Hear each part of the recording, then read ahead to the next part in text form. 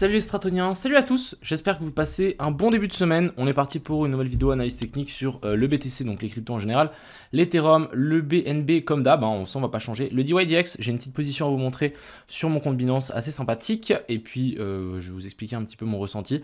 On ira voir le NIR aussi et le Sol qui est sur une zone très dure, donc on verra si ça passe. Je vais vous montrer aussi un petit peu qu'on a deux scénarios un peu... Ouais, il y a eu une confirmation sur le sol, bref, je vais vous montrer ça un petit peu, c'est assez technique. Et on ira passer un petit tour donc sur Kingfisher et l'Open Interest, je pense que c'est plutôt assez intéressant en ce moment. Voilà un petit peu, j'espère que cette vidéo vous plaira, je vous souhaite à tous un excellent visionnage, on est parti. Crypto, millions. Crypto, millions. On va commencer par les liquidations comme d'habitude. Si on passe donc sur ce graphique ici, on peut voir que les grosses liquidations au sud ont disparu. On en a, allez, on a un pic ici vers la zone des 17 000, mais bon, c'est pas grand chose. Et du côté des liquidations, franchement, on n'a pas grand chose. À mon avis, il ne doit pas y avoir tant de gens qui sont en train de long ou de short. Bon, là, on a le Bitcoin qui pump un petit peu.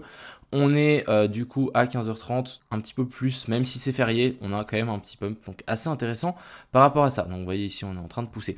On ira donc sur l'Open Interest. Donc déjà ici, l'Open Interest, vous voyez que on a eu un pas mal de rect ici, donc on a eu ce gros pump, du coup on a rect des gens qui étaient en short, vous voyez ici, ça a chuté assez violemment. Et du côté ici du ratio long-short, on peut voir qu'on a une petite descente. Donc ça veut dire qu'à mon avis, il y a de plus en plus de gens qui sont en train de short ici, donc dans ce bloc-là.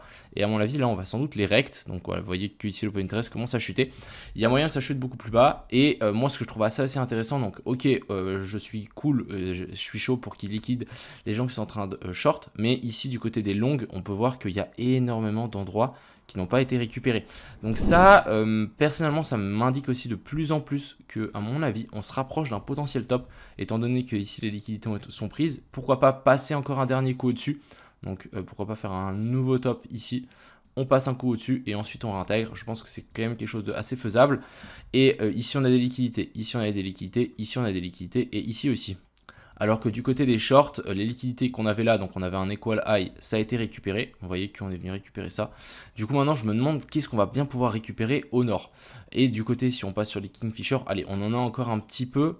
Ici on peut voir qu'on dirait que c'est des méga longs grosses liquidités, mais en fait pas du tout, Ici on le voit bien, c'est vraiment peanuts ce qu'il y a, donc c'est pas ça non plus qui va nous drive le marché. Donc personnellement, ouais voilà, bref, personnellement je pense que ça va descendre à un moment ou à un autre. Donc déjà ici on avait mon scénario, on va l'enlever. Personnellement mon scénario tient toujours la route. Pourquoi? Parce qu'en fait simplement on a eu cette inversion de structure ici. Et du coup, après une inversion de structure, généralement, on chute. Bon, là, on prend un peu plus de temps. Vous voyez que pendant tout le week-end, ça a stagné. Même si on est venu rechercher ici au nord, on est quand même en train de maintenir ici. Mais personnellement, je ne longerai pas du tout dans cette zone-là. Et j'attends plutôt notre zone d'OTE simplement un petit peu plus bas. Là, on pourra potentiellement avoir quelque chose. Mais vraiment, pour le moment, je verrai aucun signe de long. Donc personnellement, je préfère aussi me méfier par rapport aux alts. Parce qu'on n'est pas à l'abri d'avoir un petit dump pour choquer un peu les gens. Je pense qu'il manque un petit peu là. On n'a pas choqué les gens qui sont en train de long. Et à mon avis, ils se sentent un petit peu trop sûrs d'eux. Donc je verrai au moins récupérer ça. Pourquoi pas nous faire notre A, B et puis C ici. Et ensuite vouloir repousser vers le nord. On verra. Mais si ça lâche, ça veut dire qu'on passera là en dessous. Et là, il y a clairement moyen qu'on vienne chercher beaucoup plus bas. Je rappelle qu'on a toujours le scénario de redescendre vers la zone des 17 000 ou des 20 000. Ça pourrait être pas mal aussi. Donc pour le BTC, pas grand chose à dire, à part que je suis pas très confiant de cette charte. J'aime pas trop, en plus on fait des N comme ceci. Donc on va se méfier, clairement. Ce qui est assez intéressant par contre, c'est qu'on peut voir qu'il y a quand même les boules qui sont là pour défendre.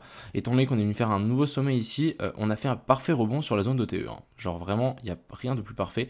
Si on tire notre petit ici aux zones d'OTE, vous voyez qu'on a bel et bien méché cette zone pour ensuite pousser. Donc plutôt pas mal. Après, on n'a pas d'inversion structure. Ici, pour moi, c'est juste un rebond technique. On a l'inversion structure ici.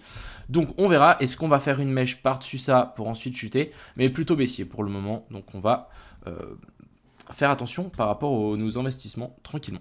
Alors, ça, c'était pour le BTC. Donc, plutôt baissier en attente. Du côté de l'Ethereum, même chose. On a notre inversion structure ici, plus la recherche des liquidités au-dessus de ce sommet-là. Donc, je vais vous dessiner ça un petit peu en mieux. Je vais prendre une autre charte à mon avis qui est plus vierge, voilà. Donc en gros ici on avait notre structure haussière, très simple, très simple. Ensuite ici on a une autre cos, donc cos c'est quoi? C'est clôture au-dessus d'une mèche dans une continuation haussière, donc cos, continuation de la structure haussière. Par contre, après ça, on est venu faire ici un petit boss, donc breakout de la structure qui était haussière. On remonte, on vient chercher, pourquoi pas, la zone de POI qu'on avait là. Donc ouais, pour le moment, ça nous fait bel et bien barrage. Donc ça, on va pouvoir mettre soit order block, soit POI, c'est comme vous voulez. Moi, je vais mettre un petit order block. Donc ça, c'est notre zone dure et techniquement, on devrait chuter, récupérer ça et descendre un petit peu plus bas. Surtout que si on regarde sur la charte, pour moi, les sommets ici ont été récupérés. Vous voyez ici, on avait fait un petit equal high. D'ailleurs, ça aurait été une magnifique zone de short, juste shorter au-dessus de ces sommets-là, on serait rentré là. Donc là, on avait un petit equal high, ça a été récupéré. Donc personnellement, il n'y a plus de liquidité ici à récupérer, à part au sud. Donc patientons, et je pense qu'on aura notre fameux dip sur l'Ethereum. Et ensuite, on verra, mais si vraiment on casse ça, ça pourra vraiment nous faire une correction un petit peu plus grosse. Je vais vraiment faire un truc comme ceci, qui pourrait être pas mal pour un dernier dip, avant de vouloir vraiment partir vers le nord. Du côté du BNB qui prend aussi 2%, toujours dans cette espèce de montée un peu bizarre. Personnellement, j'attends aussi toujours un nouveau plus bas. On est venu récupérer, donc, alors je vais enlever ça. De toute façon, c'est qu'une question de temps à mon avis. On est venu récupérer donc ici les petites liquidités qu'on avait. Donc regardez ici, on peut voir qu'on avait un triple high, hop, hop, hop. Sauf que là, ça a été récupéré par cette mèche. Donc là, techniquement, on peut chuter. On a aussi une jolie petite correction en A, B et puis C. Donc techniquement, je verrai plus une chute aussi. Encore une fois, on va patienter parce qu'on a le marché des US aujourd'hui qui n'est pas ouvert. Donc le SP500 et l'indice dollar, ça bouge. Mais bon, il n'y a pas le volume qu'il nous faut. Donc pour le moment, on va patienter par rapport à ça. On va parler du Blur. Donc le Blur, pour les gens qui ne savent pas, c'est un peu une plateforme où on peut échanger des NFT, voir sa collection, etc. Bref, c'est assez pas mal, j'ai été voir, c'est plutôt cool. Donc ici on a la charte, il y a quelqu'un qui m'a demandé une petite, simplement une petite analyse de ça. Donc pour le moment, on va faire vraiment une analyse typique, vraiment quelque chose de super simple. Donc qu'est-ce qu'on voit? On voit une jolie structure haussière. Donc quand je dis jolie structure haussière, on voit qu'on a des cosses un peu partout. Donc là on en a un. Ensuite, ici, on en a un petit peu plus grand. Alors, hop, si ça veut bien que je tire ça horizontalement. Donc, hop, on a un cos. De plus, à chaque fois qu'on fait des lots, on fait pas de clôture en dessous. On récupère juste les liquidités et ensuite, ça part. Donc, ça, c'est quand même quelque chose de très, très cool. Ensuite, ici, on nous refait un cos. Hop, donc franchement, ici, rien à dire. Plutôt propre ce qu'on est en train de faire.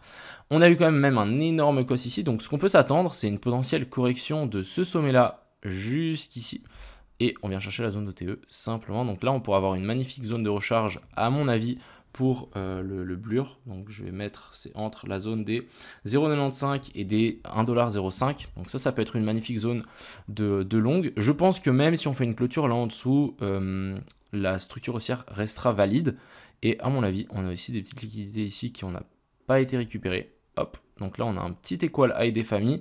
Et vous savez que souvent, on fait rarement un top avec un equal high. On viendra chercher ça à un moment ou à un autre. Ce qu'on peut voir aussi, c'est que là, il commence à avoir une belle accumulation des liquidités. Donc sur tous ces niveaux-là, ça ferait pour moi du sens de passer en dessous, récupérer tout ça. On fait SL tout le monde. Donc tous les gens qui sont en train de long ici, ils ont mis où leur stop loss. Ça me paraît assez évident, mais tout ici. Et du coup, pourquoi pas faire ça, hop, et ensuite on repart vers le nord. C'est ce qu'on fait souvent, hein, c'est récupérer les liquidités, on vient chercher la zone d'order block qu'on a là, et ensuite on repart. Juste peut-être passer en 1 heure pour essayer de peaufiner cette zone d'order block. Ouais, personnellement, je prendrais celle-ci, hop, un truc comme ceci, et du coup là on peut avoir vraiment un point commun, donc vraiment la zone des 1 $. Je pense que ça peut être une excellente zone pour un potentiel long pour le Blur. Ensuite on va parler du DYDX, donc j'ai une entrée assez incroyable, je vais vous montrer ça sur mon Binance. Vous voyez ici la ligne rouge là, ça c'est mon entrée les gars.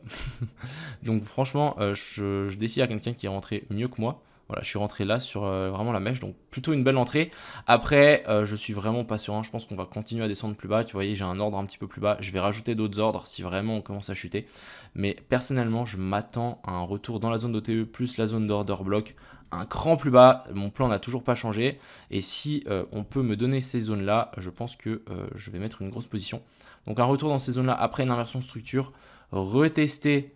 Donc notre zone ici de pivot, donc ici on a fait résistance, support, support, résistance, résistance, et là pourquoi pas refaire support dessus, ça pourrait être génial pour ensuite pousser vers le haut. Et personnellement ici on voit qu'on est en train d'accumuler les liquidités des gens qui shortent, hein. Vous voyez les gens, ils ont mis leur stop loss là, pas touché, donc techniquement on viendra récupérer tout ça. Et si on dézoome un petit peu et on passe un petit peu en plus grosse time frame, on peut voir que, je vais passer en logarithmique, on peut voir qu'il y a à mon avis une énorme marge de manœuvre, surtout qu'on est juste en train de faire ici ce petit cafouillage parce qu'on a breakout ces sommets là. Je pense que ça là c'est pas du tout safe, donc on parle d'un DYDX entre la zone des 7 et des 10 $. On est à 2 $, donc ouais, on peut clairement avoir un pump assez massif pour ce genre de crypto. Surtout que du côté de l'exchange, on a quand même des bonnes news qui arrivent, etc. Donc plutôt bullish par rapport à ça. On va continuer avec notre petit Sol, donc le Solana qui nous a fait quelque chose d'assez intéressant. On va débriefer un petit peu ce qu'on avait fait la dernière fois. Donc ici on avait eu inversion structure, très bien. On a eu un boss, donc déjà ici, voilà, on a eu un boss ici. Vous voyez qu'on a eu une clôture sous ce plus bas là. L'invalidation c'est là, mais est-ce que voilà, est-ce que ça c'est compté? Parce que vous voyez qu'ici en 3 jours on ne l'a pas faite, on est juste chercher les zones de fair value gap, on a juste récupéré les bas, et en plus ça a pris pas mal de temps avant d'avoir ce boss. Tu vois, ici on avait fait un cos et ensuite un boss directement, là on aurait pu vraiment avoir un dump, mais étant donné qu'on a pris beaucoup plus de temps, ce boss là je pense qu'il est invalide. Bon, on a la preuve hein, maintenant vu qu'on est venu chercher un nouveau plus haut, mais c'est bon à savoir pour la suite, donc ça on va pas le considérer, on va juste considérer un cos, et ça je pense qu'on va le considérer comme récupération des liquidités sous le plus bas. En gros un truc comme ceci, on va mettre notre petit vue, genre on est passé en dessous de ça. On n'est pas traîné, vous voyez, on n'a pas traîné non plus, on a juste peut-être une clôture un peu plus violente, mais après sinon le reste c'est bien parti. D'ailleurs, on a eu une petite inversion de structure ici, on voyait qu'on a notre boss et notre cos, on est revenu chercher un petit peu plus bas et ensuite c'est parti. Donc pas mal. Donc ici notre zone de TE est pas intéressante étant donné que le pump va continuer. Et maintenant ce qu'il nous faut, c'est vraiment une clôture en daily au-dessus de ce sommet là et au-dessus de ce sommet là. Si vraiment on peut avoir une clôture en daily au-dessus de là, ça pourrait être magnifique. Donc pour le moment on est vraiment sous une énorme résistance, mais si vraiment on arrive à faire une clôture au-dessus de la zone des 27 $, ça pourrait être incroyable. Donc on va patienter, mais le Solana il peut vraiment s'envoler. Hein. Si on passe ça les gars, c'est directement ça. Hein. Là déjà on a genre une magnifique zone de liquidité, ça sera directement à 38 $ pour le Solana, donc ça vaut peut-être la peine si vraiment on a une clôture et qu'on fait un petit pullback de pourquoi pas in là et target ces sommets là. Je pense que ça peut être un trade très facile. Je vais surveiller ça de assez près. Et on va finir par le NIR qui m'a été demandé. Donc alors ce NIR qui nous a un petit peu trigger parce qu'on n'est pas venu récupérer ici notre zone d'OTE, dommage, on est juste venu chercher un petit peu plus bas, on n'est même pas venu chercher la zone de fair value gap, donc franchement là c'est clair à mon avis, il y a énormément de gens qui sont pas dans le train, qui attendaient tous cette zone là, mais bon. On n'est pas dedans, c'est pas grave, le truc est vraiment reparti et je pense que là, on peut vraiment chercher beaucoup plus haut. Ce qui peut être assez intéressant, c'est pourquoi pas chercher ces sommets-là, donc passer au-dessus de tous ces highs et ensuite récupérer la poche de liquidité qu'on aura laissée là. Donc souvent, on pump, on lâche des poches de liquidité, pourquoi pas repartir, mais ensuite on vient les récupérer, donc ça. Et si vraiment, donc là, on continue le pump, le BTC continue le pump et qu'ensuite le Bitcoin dump, la zone à long, ça sera ici en dessous. Ça sera sous ces lots-là, on aura récupéré les stop loss des gens qui auront long et là, ça pourrait être une magnifique entrée. Donc, il y a ça sur énormément de coins, même par exemple l'océan, on voit qu'on laisse énormément de stop loss ici en dessous. Je peux vous montrer par exemple, je pense que le Uni c'est la même chose. Voyez, le Uni même chose, ici on laisse des stop loss en dessous. Donc ça c'est des zones à mon avis qui peut être une jolie target. Donc pas par exemple pour le AAV, mais ça peut être une magnifique target si jamais on corrige un petit peu plus profondément. D'ailleurs le FTM qui a du mal à grimper. Donc voilà un petit peu ce que j'avais à dire. Pas grand chose pour être honnête, il se passe pas énormément de choses sur ce BTC. Rappelez-vous que ici j'y crois pas trop si on continue à pump. Donc si j'y crois pas et qu'on pump, ça veut simplement dire que ça sera delay et qu'on redescendra, mais dans pas longtemps après. En tout cas récupérer ça et je veux au moins un tour dans cette zone d'OTE. Et vraiment si on casse ça, là on viendra chercher un petit peu plus bas. Moi ce que je voudrais vraiment, mon plan ultime, ce serait de nous faire un truc comme ceci. Genre là on vient chercher, allez, pourquoi pas encore un tout petit peu, je sais pas, la zone des 26 000, allez, à tout casser. Ensuite on descend, on récupère le gap qu'on a là, on récupère les liquidités ici, et là on repart. Et là, à mon avis, le nombre de personnes qui vont FOMO ici, ça serait vraiment magnifique. Étant donné qu'on aura fait un boss et un cos ici, ça sera baissier, on remonte, on vient chercher donc notre potentielle correction en A, B et puis C. On vient chercher les tops là, et là on long, et là c'est le all-in, et là c'est to the moon. Donc ce serait le plan ultime. Donc pour le moment on va patienter, j'ai des USDT de côté que je vais pour le moment attendre, et je vais clairement attendre une zone comme ceci pour long. Voilà un petit peu, j'espère que cette vidéo vous a plu, je vous souhaite à tous une excellente fin de journée, excusez-moi, et c'était Crypto Mignon, ciao.